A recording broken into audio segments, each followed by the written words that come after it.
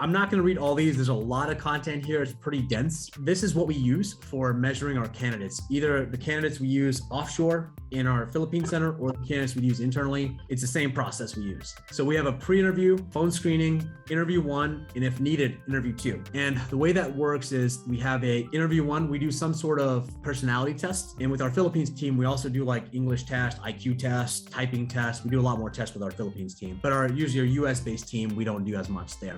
We look at relevant experience. We look to see, is this person a job hopper? What's their pattern of history? What can we expect from them? And then based off of that, if they make the cut, then we move to the phone screening. We just see how they communicate, see if they, what kind of answers they have to basic questions, go over hours and requirements and logistics for the job. And we share compensation. I'm a believer that, hey, you should probably tell people compensation because you want to reduce risk for them. So they know what they're making and they understand. We actually put compensation in our job ads. We also ask, here are our values. Can you give me some examples of how you live this value? And so we do that all in the phone screening. If they make it past that, then they do a first round of interviews, which is anywhere from 2 to 4 hours. And for us, we actually have a few different processes that we go through. We use this process called top grading.